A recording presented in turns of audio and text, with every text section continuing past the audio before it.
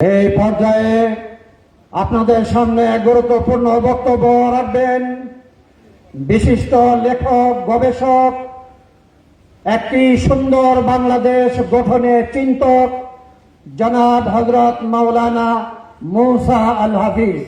জনাব হযরত মাওলানা মুসা আল হাফিজ। আসসালামু আলাইকুম ওয়া রাহমাতুল্লাহি ওয়া বারাকাতুহু।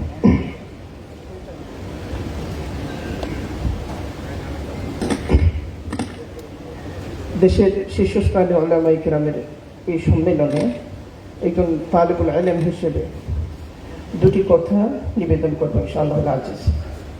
সম্মানিত উলামায়ে কিরাম, আমরা জানি বুখারী শরীফের মধ্যে একখানা হাদিস হযরত আবু হুরায়রা রাদিয়াল্লাহু আনহু বর্ণনা করেছেন, কানাত বানু ইসরাঈল তাসুসুহুমুল আনবিয়া কুল্লামা হালাকা নাবিয়্যুন খালাফাহু নাবিয়্যুন। বনু ইসরায়েলের রাজনীতি পরিচালনা করতেন আম্বিয়া আলাইহিস সালাম। একজন চলে গেলে আরেকজন আসতেন।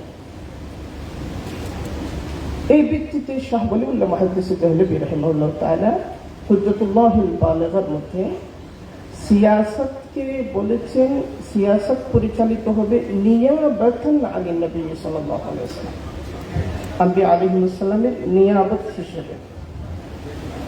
আম্বিয়া আলাইহিস সালামের নিয়াবতের যে সিয়াসা, বনু ইসরায়েলের আম্বিয়াগণ যে সিয়াসা পরিচালনা করতেন, এই সিয়াসার দুইটা ভিত্তি ছিল, যেটা ওই হাদিসের ব্যাখ্যায় ইবনে হাজার আসকালানী রাহিমাহুল্লাহ তাআলা লিখেছেন।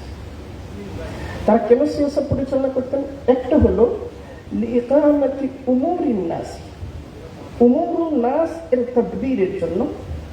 দুই নম্বর হলো লিইজালাতি মা গায়্যারু মিন আহকামিত তাওরাত, অর্থাৎ লোকেরা তাওরাতের আহকামের মধ্যে যা কিছু পরিবর্তন করেছে, তাহরিফ করেছে, সমস্ত কিছুর ইজালা করার জন্য। এর মানে হলো দ্বীনের তাহরিফের ইজালার জন্য যে প্রচেষ্টা, এটাও সিয়াসা, এটাও ইকামতে দ্বীনের কাজ। এবং এটা যদি বিচ্ছিন্ন হয়ে যায় সিয়াসত থেকে, তাহলে ওই সিয়াসতের নিয়ামতান আনিন নবী থাকে না, এটা শুধুমাত্র বস্তুগত রাজনীতি হয়ে যায়। ফলে এই যে সিয়াসা, আমাদের সিয়াসতের আইলমা আছে, আমাদের সিয়াসতের আইলমাদের একজন হলেন ইমাম মাওয়ারদি রাহিমাহুল্লাহ তাআলা। ইমাম মাওয়ারদি রাহিমাহুল্লাহ তাআলা আহকামুস সুলতানিয়া এর মধ্যে সিয়াসতের সংজ্ঞা দিয়েছেন। সংজ্ঞার মধ্যে তিনি মূল কথা যেটা বলেছেন, সিয়াসা হলো উমুরে মাসলাহা। ইমাম গাযালী রাহিমাহুল্লাহ তাআলা আত-তিবরুল মাসবুকের মধ্যে একই কথা বলেছেন। ইমাম গাযালী রাহিমাহুল্লাহ তাআলার আরেকটা কিতাব হলো আল আরবাঈন ফি উসুলিদ্দিন, সেখানেও একই কথা বলেছেন। ইমাম ফখরুদ্দিন রাজি রাহিমাহুল্লাহ তাআলা একই শিরোনামে আরবাঈন ফি উসুলিদ্দিন কিতাব লিখেছেন, সেখানেও একই কথা আছে। এরপরে ইমাম জুওয়াইনি রাহিমাহুল্লাহ তাআলা রিয়াসুল উলাম ফি কিয়াসিল উলাম এর মধ্যে একই কথা বলেছেন। ইমাম ইবনে তাইমিয়া রাহিমাহুল্লাহ তাআলা তিনি আসিয়াসাতুন নাবাউইয়া কিতাবের মধ্যে একই কথা বলেছেন। সমস্ত সালাফ একমত, সিয়াসত মানাফিয়ের বিষয় না, কেবল মাসালেহের বিষয়। মানাফি মানে কি? মানাফি এটা ভালো পথ ধরেও হতে পারে, খারাপ পথ ধরেও হতে পারে। এই কারণে মধ্যের বিষয়ে বলা হয়েছে ওয়া মানাফিউ লিন-নাস, ইসমুন আছে, আবার মানাফিউ লিন-নাসও আছে। খারাপ পথ ধরেও মানাফি, কিন্তু মাসালেহ আভ্যন্তরীণ ভাবেও বিশুদ্ধ, বাহ্যিক ভাবেও বিশুদ্ধ। ফলে ইমাম মাওয়ারদি রাহিমাহুল্লাহ তাআলা একটা কথা বলেছেন, ওইটা বলে আমি শেষ করি। মাওয়ারদি রাহিমাহুল্লাহ তাআলা বলেছেন যে দ্বীনের ইকামতের কয়েকটা স্তর আছে। একটা হলো ইতিকাদিয়াত, 2 নম্বর হলো আহকামাত, 3 নম্বর হলো মুআমালাত, 4 নম্বর হলো মুআশারাত, 5 নম্বর হলো ইহসান তাজকিয়া, 6 নম্বর হলো সিয়াসাত। ফলে যখন সিয়াসত 6 নম্বরের চাহিদাকে প্রাধান্য দিয়ে 1 নম্বরকে গৌণ করা হবে, তখন বোঝা যাবে যারা এটা একাউন্ট করতে চান তাদের মধ্যে তাহরিফ এসে গেছে। ফলে আমাদের সালাফ যে রাজনৈতিক কর্মপন্থা নির্ধারণ করেছেন, তাদের কেন্দ্র কখনো রাষ্ট্র ক্ষমতার কেন্দ্রের মধ্যে ছিল না। ইমাম 12তম মুহাদ্দিসের আমাদের সর্বকালের ইমামদের একজন হলেন মুজাদ্দিদ আল-ফাসানি রাহিমাহুল্লাহ তাআলা। মুজাদ্দিদ আল-ফাসানি রাহিমাহুল্লাহ তাআলার কর্মনীতিটা কি ছিল? মুজাদ্দিদ আল-ফাসানি রাহিমাহুল্লাহ তাআলার কর্মনীতি আমরা পাই মুনতাখাবুত তাওয়ারিখের মধ্যে। লিখেছেন কি? একজন বড় মুহাদ্দিস ফকি আব্দুল কাদির বাদায়ুনি রাহিমাহুল্লাহ তাআলা।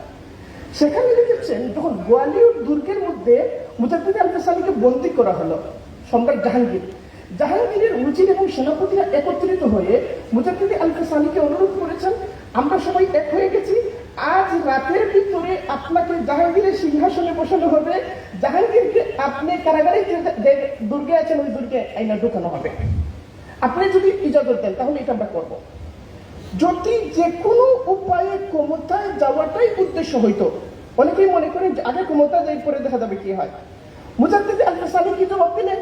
বললেন যে না, আমি যে কোনো উপায়ে ক্ষমতায় যেতে চাই না, আমার উদ্দেশ্য হলো যারা রাষ্ট্র কাঠামোর মধ্যে আছে, রাষ্ট্রীয় প্রতিষ্ঠানে যারা আছে সবার ইসলাহ।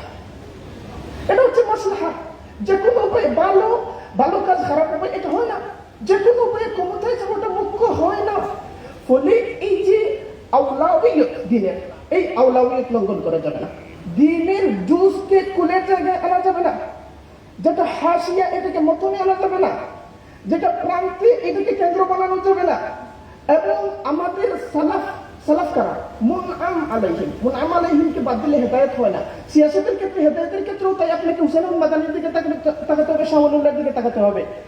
আমাদের এখানে একটা নতুন ফিতনা মাথা ছাড়া দিচ্ছে, একটা হচ্ছে এনকারে হাদিস, একটা হচ্ছে এনকারে ফিকহ, আর একটা হচ্ছে এনকারে রিজাল।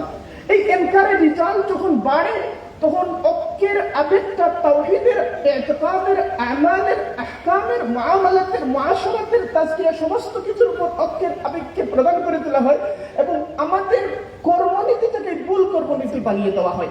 এই পরিস্থিতি থেকে আমাদের উত্তরণ দরকার এবং এর জন্য উলামায়ে ইসলাম যে ভূমিকা পালন করছে, আমি মনে করি উসুলে দ্বীনের সাথে এটা যথার্থ। আল্লাহ তাআলা আমাদেরকে তৌফিক দান করুন এগিয়ে যাওয়ার জন্য। ওয়া আখিরু দাওয়ানা আলহামদুলিল্লাহ।